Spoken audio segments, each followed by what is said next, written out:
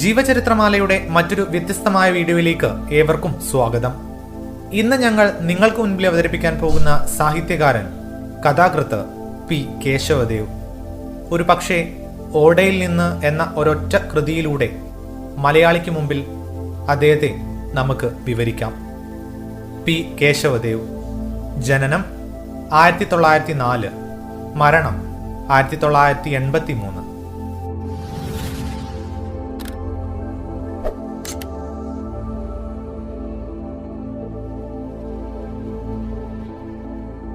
കേരളത്തിലെ പ്രശസ്തനായ നോവലിസ്റ്റും ചെറുകഥാകൃത്തും നാടകകൃത്തും തൊഴിലാളി പ്രസ്ഥാന പ്രവർത്തകനുമായിരുന്നു പി കേശവദേവ്.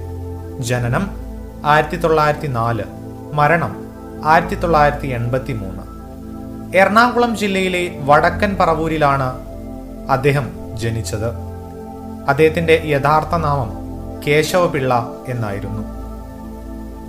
പണ്ഡിറ്റ് ഖുഷിറാമിന്റെ ചിന്തകളിൽ ആകൃഷ്ടനായി ആര്യ സമാജത്തിൽ ചേർന്ന് കേശവദേവ് എന്ന പേര് അദ്ദേഹം സ്വീകരിച്ചു. പിന്നീട് യുക്തിവാദി പ്രസ്ഥാനത്തിന്റെ പ്രവർത്തകനായി രാഷ്ട്രീയത്തിൽ പ്രവേശിച്ചു. തൊഴിലാളി പ്രസ്ഥാനങ്ങൾക്ക് അദ്ദേഹം നേതൃത്വം നൽകി. സമൂഹത്തിലെ ഏറ്റവും താണതലത്തിലുള്ള മനുഷ്യരെ കഥാപാത്രങ്ങളാക്കുകയും ഏറ്റവും നിസ്സാരമെന്ന് തോന്നുന്ന സംഭവങ്ങൾ പോലും കഥയ്ക്ക് വിഷയമാക്കുകയും ചെയ്തു കേശവദേവ്. ഇത് തന്നെയായിരിക്കാം അദ്ദേഹത്തിന്റെ ജീവിതത്തിലെ ഏറ്റവും വലിയ സവിശേഷത. അദ്ദേഹത്തിന്റെ ജീവിതരേഖ. 1904 പറവൂരിൽ ജനിച്ചു. സമൂഹത്തിലെ അനീതിക്കെതിരെ ശക്തമായി പ്രതികരിച്ച എഴുത്തുകാരനാണ് പി കേശവദേവ്. അധികാരിവർഗത്തെ എതിർക്കുന്ന ആശയങ്ങൾക്ക് പ്രചാരണം നൽകി. മനുഷ്യസ്നേഹിയായ ഒരു കഥാകാരൻ കൂടിയായിരുന്നു അദ്ദേഹം. 1930കളിൽ മലയാള കഥാസാഹിത്യത്തിന് അദ്ദേഹം നേതൃത്വം നൽകി. ആദ്യ നോവൽ ഓടയിൽ നിന്ന്.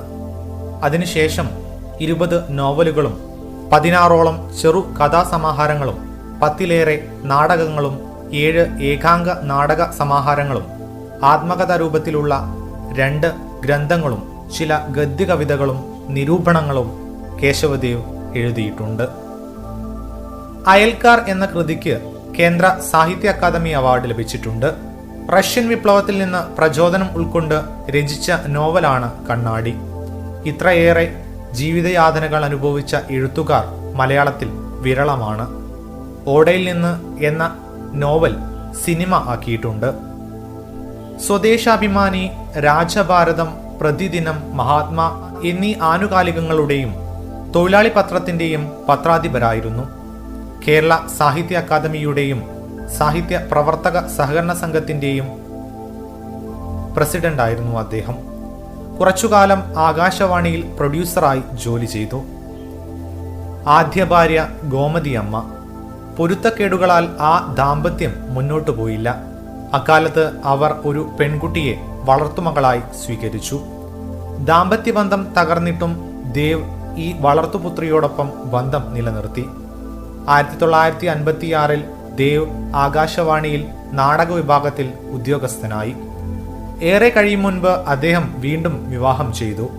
സീതാലക്ഷ്മിയുമായി നടന്ന ഈ വിവാഹം കുറെ ഒച്ചപ്പാടുണ്ടാക്കി. അദ്ദേഹത്തിന് ജോലി നഷ്ടപ്പെട്ടു. സീതാലക്ഷ്മി ദേവ് കേശവദേവിനെ കുറിച്ച് കേശവദേവ് എന്റെ നിത്യകാമുകൻ, കേശവദേവിനോടൊപ്പം സീത എന്നീ പുസ്തകങ്ങൾ എഴുതിയിട്ടുണ്ട്. 1983 ജൂലൈ 1 അന്തരിച്ചു. അദ്ദേഹത്തിന്റെ സ്മാരകം തിരുവനന്തപുരത്ത് പൂജപ്പുര കൊങ്കളം റോഡിൽ കേശവദേവിന്റെ കുടുംബത്തിന്റെ കൈവശമുള്ള 40 സെന്റ് സ്ഥലത്ത് സ്മാരകം നിർമ്മിക്കുന്നുണ്ട്.